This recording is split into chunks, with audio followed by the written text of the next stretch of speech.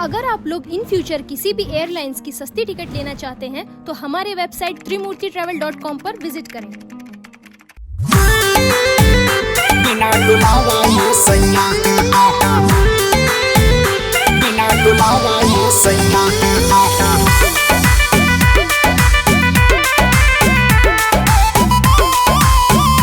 बिना डुलावा ये सैया,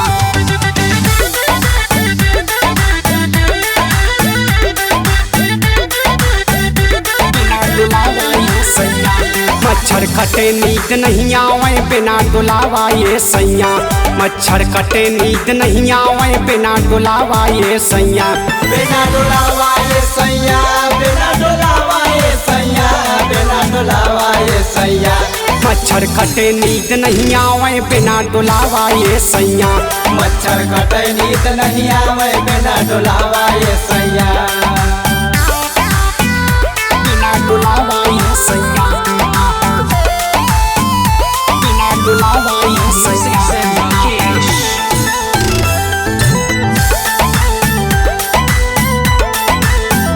बिना डुलावा ये सैया।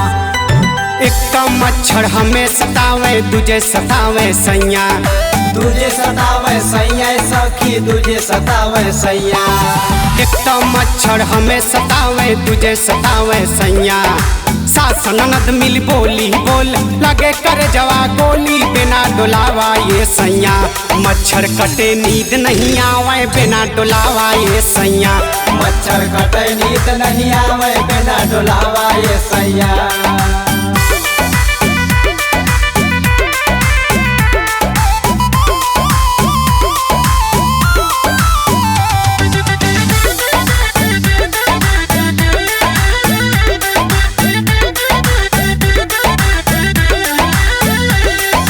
गर्मी के दिन जुआ जरावे नींद नहीं आवे सजरिया, नींद नहीं आवे सजरिया सखी, नींद नहीं आवे सजरिया। गर्मी के दिन जुआ जरावे नींद नहीं आवे सजरिया, मच्छर पवन संग अगिया लगावे जागत भइल भोर हरिया बिना डुलावा ये सैया, मच्छर कटे नींद नहीं आवे बिना डुलावा ये सैया, मच्छर कटे नींद नहीं आवे बिना डुलावा ये सैया,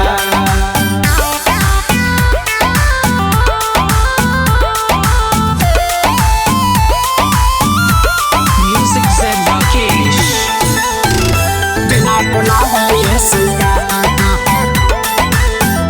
बिना डुलावा ये सैया। कहे सदानंद सुना ये गोरिया अब तो सब कुछ तोहरे हो, अब तो सब कुछ तोहरे धनिया, अब तो सब कुछ तोहरे। कहे सदानंद सुना ये गोरिया अब तो सब कुछ तोहरे, चंदन से कहीं पंखा लगाला लूटा खूब लहरिया बिना डुलावा ये सैया, पपुआ संग तू मजा उड़ावा बिना डुलावा ये सैया, मच्छर कटे नींद नहीं आवे बिना डुलावा ये सैया।